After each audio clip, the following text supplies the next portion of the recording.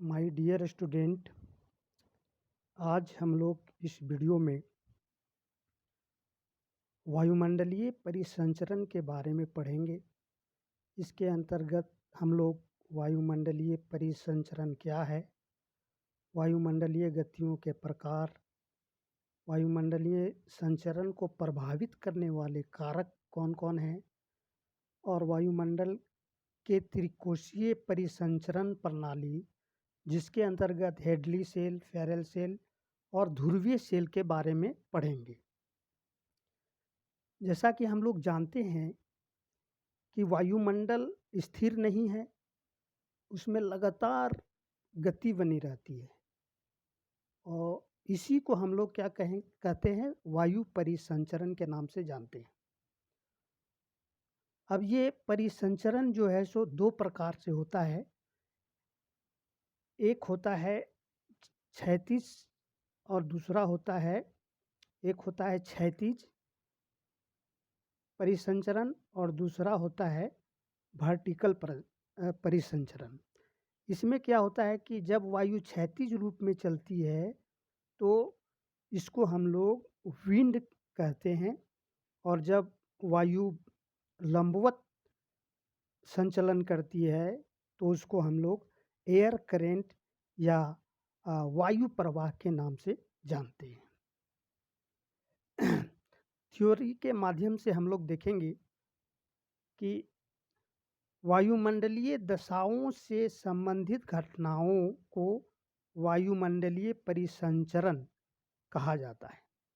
पृथ्वी की सतह और संपर्क के वायुमंडल में उत्पन्न होने वाली घटना या हलचल जिसका संबंध मुख्यतः तापमान, वायुदाब और आर्द्रता से होती है, वायुमंडलीय दशा कहलाती है।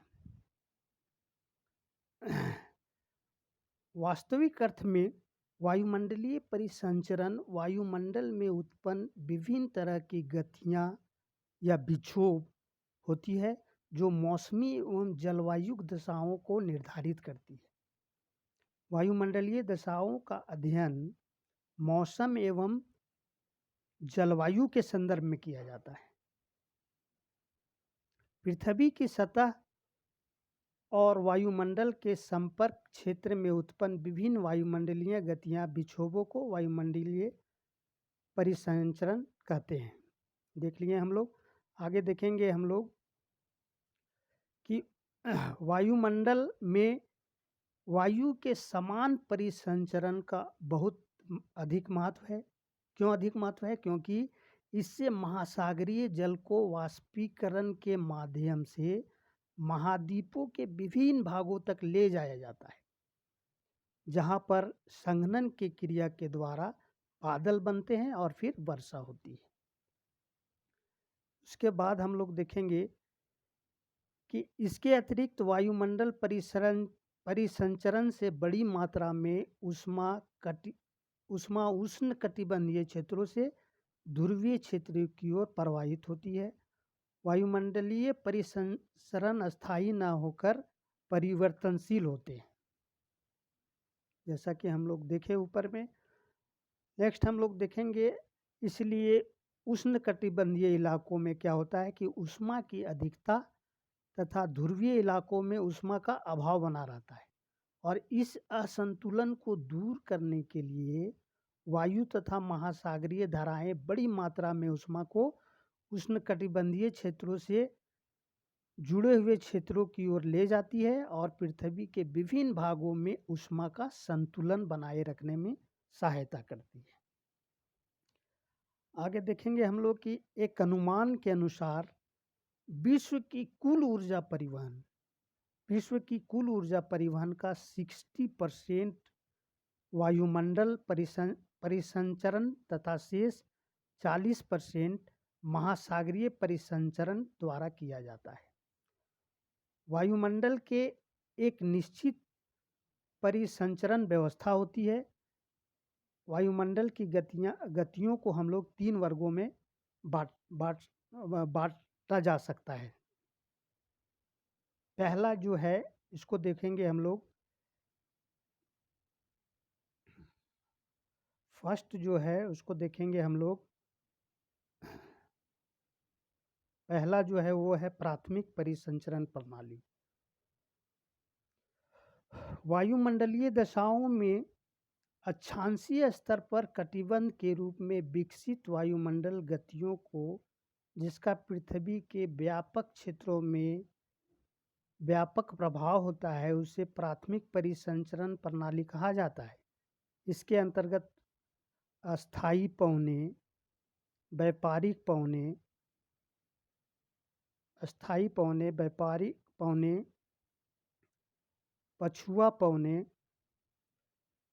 तथा ध्रुवीय पवन प्रणाली इसी वर्ग में आते हैं। ये सब पौने जो हैं सो पृथ्वी में एक निश्चित दिशा में हमेशा बहते रहती हैं। आगे हम लोग पढ़ेंगे। प्राथमिक परिसंचरण प्रणाली का प्रत्यक्ष प्रभाव मौसम और जलवायु पर होता है। दूसरा जो है हम लोग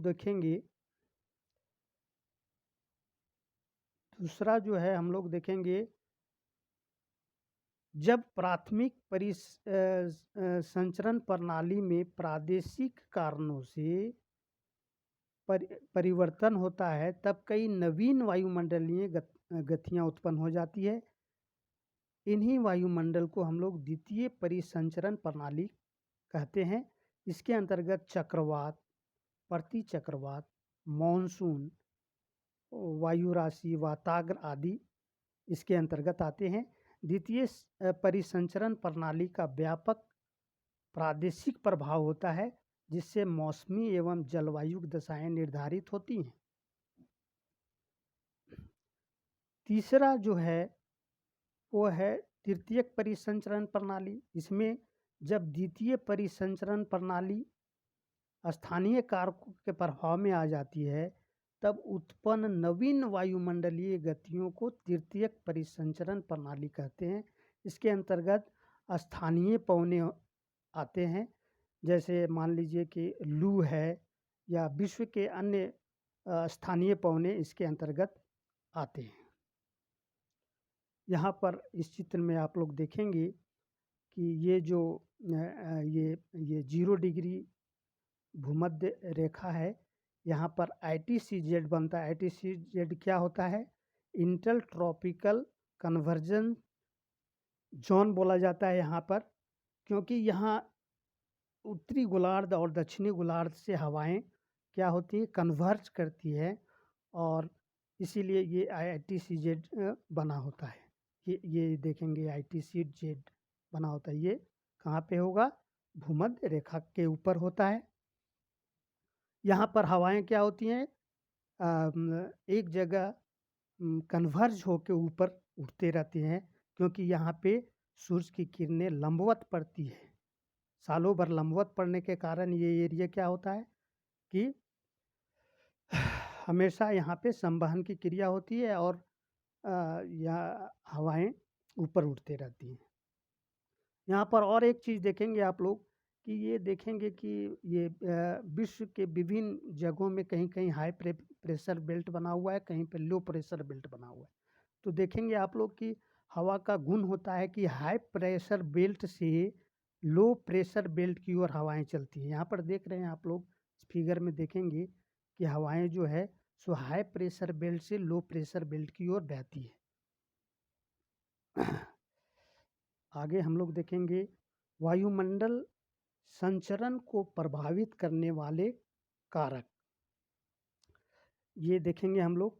पहला है कि पृथ्वी के गुरुत्वाकर्षण शक्ति।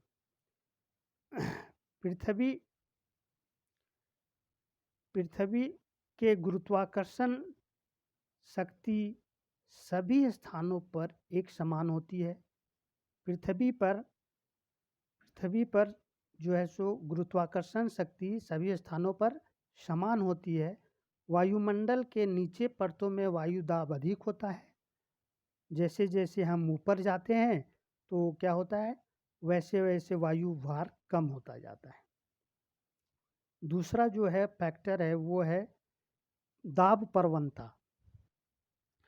इस बल के कारण पवन अधिक वायु दाब से कम वायु दाब की ओर चलती है। जैसा कि हम अभी बताएं आपको कि मान लीजिए ये दो जगह है, यहाँ पर हाई प्रेशर बेल्ट है और यहाँ पर लो प्रेशर बेल्ट है। तो हवाएं क्या करेंगी, हाई प्रेशर से लो प्रेशर की ओर जाएंगी, है ना।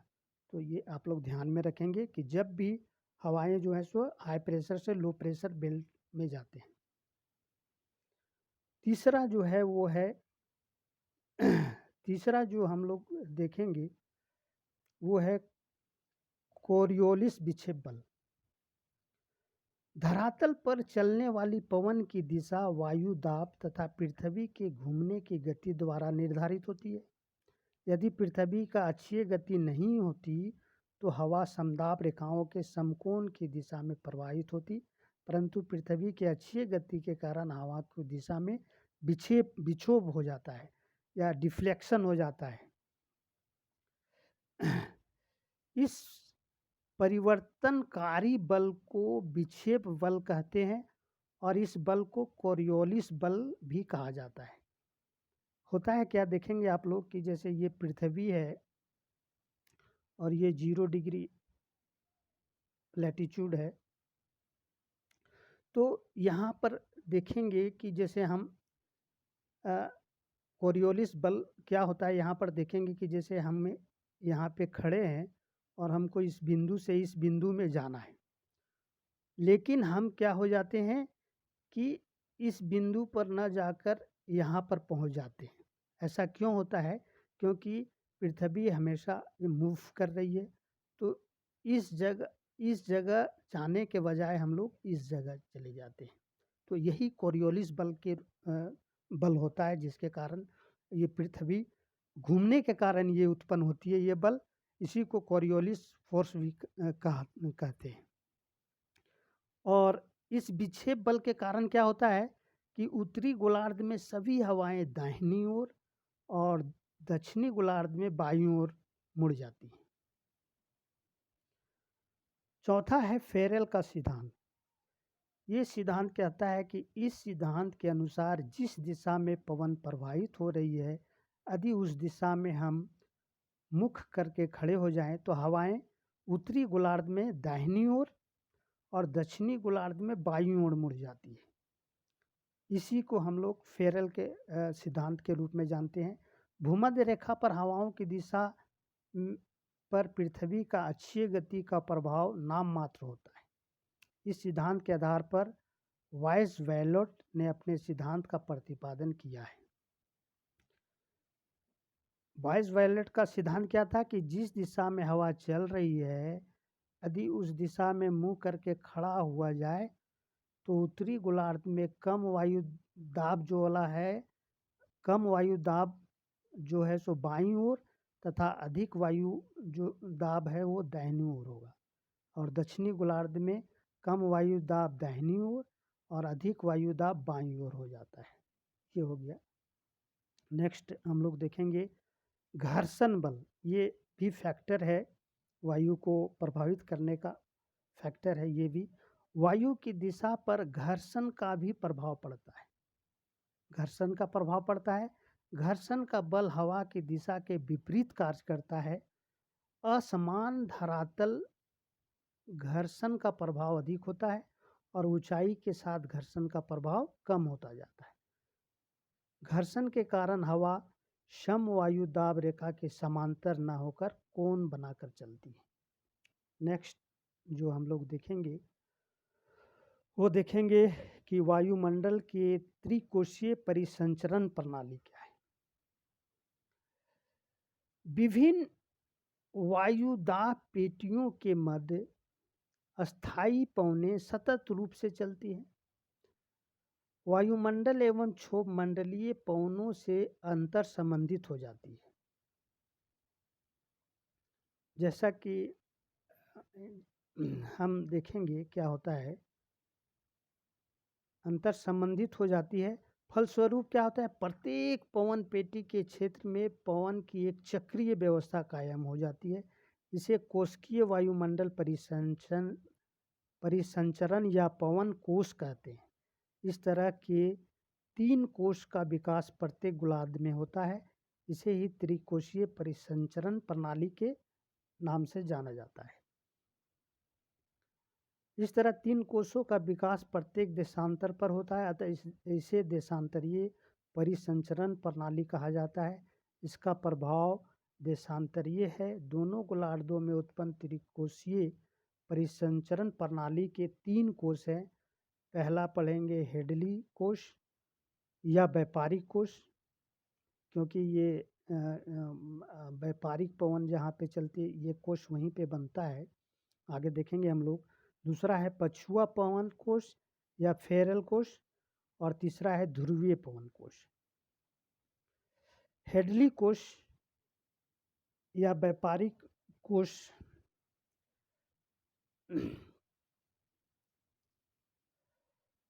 को देखने में यहाँ फिगर से हम लोग देखेंगे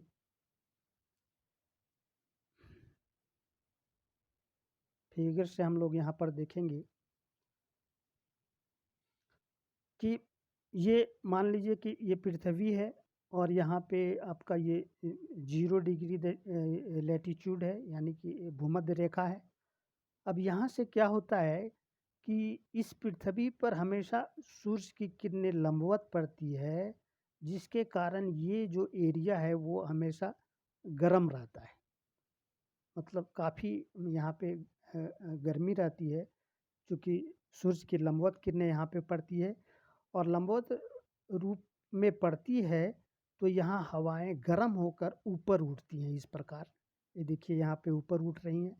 ऊपर उठकर ये आपको ट्रॉपिकल ट्रोपोपॉज इसको बोलते हैं, जहाँ ये ट्रोपोपॉज मतलब ट्रोपोस्फियर तक चली जाती है। यहाँ चूँकि हवाएं गर्म होकर काफ़ी ऊपर तक चली जाती है और जाने के कारण यहाँ पे ठंडा होकर ये हवाएं इधर की ओर मुड़ जाती हैं, उत्तरी गोलार्ध में, और दक्षिण गोलार्ध में दक्षिण की ओर मुड़ जाती है। ये हवाएं यहाँ मुड़ने के पश्चात 30 डिग्री नीचे चली जाती हैं। यहाँ पे देखे होंगे कि ये 30 डिग्री है, ये 30 डिग्री देख रहे हैं आप लोग, यहाँ 30 डिग्री। तो यहाँ पर हवा क्या हो जाती है कि नीचे की ओर आ जाती है, और नीचे की ओर आने से फिर क्या होता है कि फिर ये हवाएं मूव कर इधर विषुवत रेखा की ओर चलने लगती है। इस तरह से यहाँ पर एक चक्र बनता है और इसी चक्र को हम लोग हेडली सेल के नाम से जानते हैं। उसके बाद दूसरा जो है एक और सेल बनता है आपका यहाँ पे